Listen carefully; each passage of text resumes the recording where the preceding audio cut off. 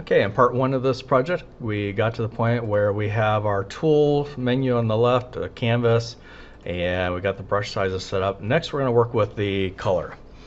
So I want to add some color swatches. So that is going to be, let's see, where's my brush size? There we go, brush color. So right here after the H2 for the brush color, what I'm going to add here are actually just divs. We could do these as buttons. I suppose that would probably work even if we didn't put text in there. But I'm just going to go ahead and do them as divs. And then I'm going to give them a class. And the class is going to be a little bit different than most of the time. It's going to be two separate classes. We actually did this in our snake game previously. So I'm going to do, say, class color and then space red. And that'll end that div. And then I'm going to copy and paste this a couple more times and change this. I'll do red, green, and blue.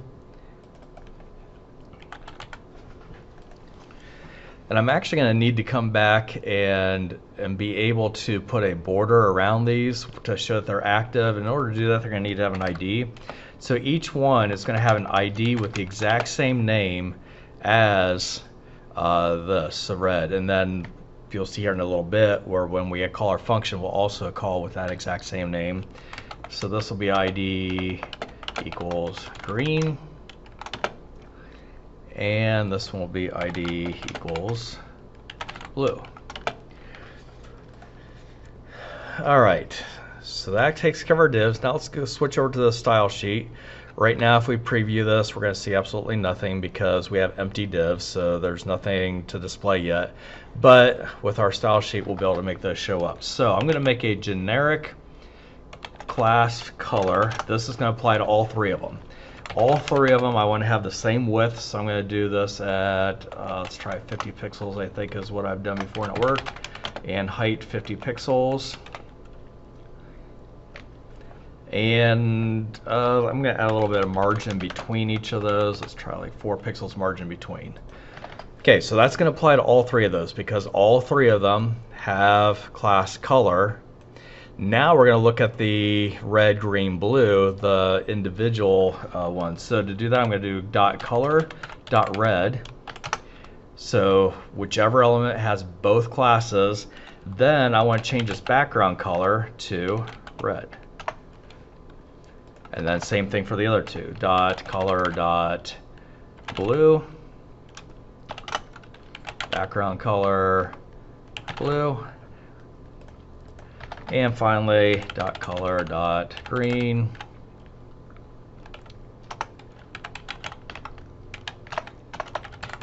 Okay.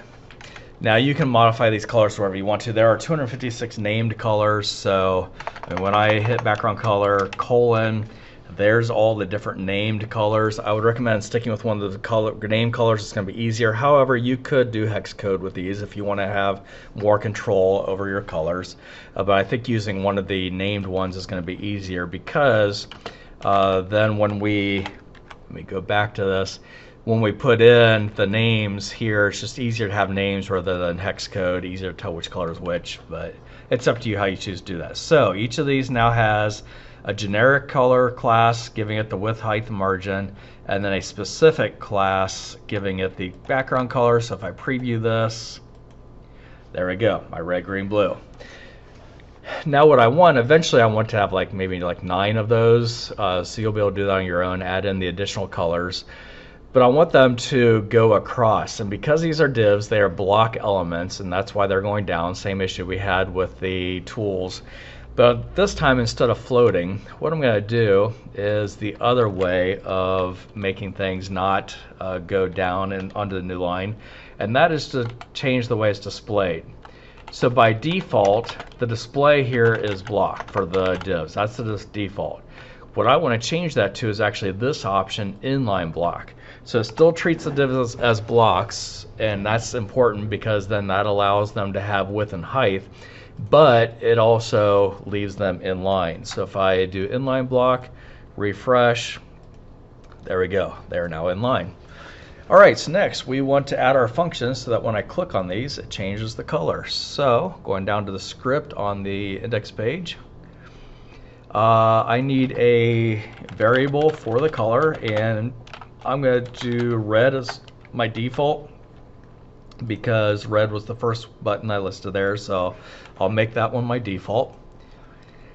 Now I need to add in some functions, actually probably just one function, that allows me to change the color. I could do separate functions for each of these, but then if I have like 9 different colors, that means 9 different functions. That would be a pain. So what I want to do instead is create one function and then pass it the name of the color that it should be. So I'm going to call this function change color, and it's going to take a variable, which I'll just call C, and then it's going to change color. Okay, the variable I just created right here that's currently red, it's going to change color to whatever C happens to be. So if we pass it green, it'll change color to green. Pass it blue, that'll become blue. So there's my function. Now I'm going to come up here into my divs and say onClick equals change color.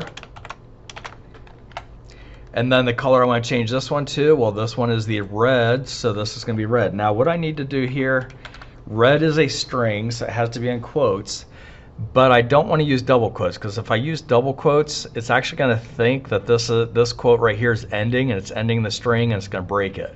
So I'm going to use single quotes since I'm inside of double quotes. Then I'm going to do the same thing for the last two.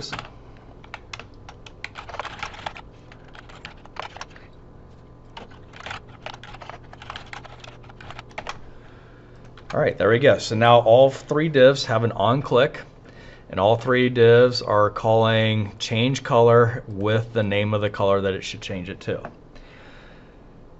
Alright, now if we run this, it's kind of hard to tell. We can't really tell that it's actually changing them.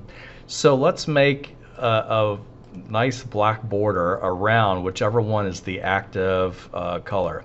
And that's why I added this ID, because I want to be able to tell it, okay, if red was clicked, go back and add a border around red. What I'm going to do in order to do that is actually create another class. I'm switching over to the style sheet. I'm going to create a class called active color. Oops. And all I'm going to do for that class is add a border, and I'm going to make mine like 2 pixels solid black. As always, you can customize that however you want to. And then through JavaScript, I'm going to add this class to whichever one is the one that we just clicked on. So going back down here to change color, after I change the color, what I want to do now is do document.getElementById. And then if it's red, I want to put red in here. If it's blue, I want to put blue, because I use the same ID as the active color. Well, that color is now being stored as color. So what I can do is just put the variable color in here. And then this is how we add a class to an element. I do .classList, capital L, .add, and then I want to add the name of the class I just created, which was active color. So I'm going to put in here active color. So that will now add, when a button gets clicked on, it's going to change the color to whatever that color is, and then it's going to go get that button that was just pressed, or that div, and set it the border. So let's try that. There we go. Red, green, blue. It worked just as we would expect it to, except it doesn't get rid of the previous one.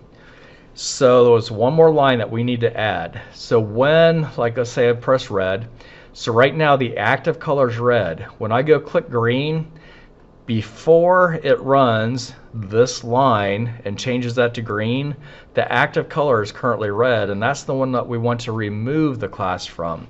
So what I'm going to do is, before changing the color, I'm going to get the current active one, and I'm going to remove the active color class. Then I'll change the color to the new active, and then I'll add the class to that new color. So now, if I refresh this, red, green, blue, and there we go. So that takes care of our buttons.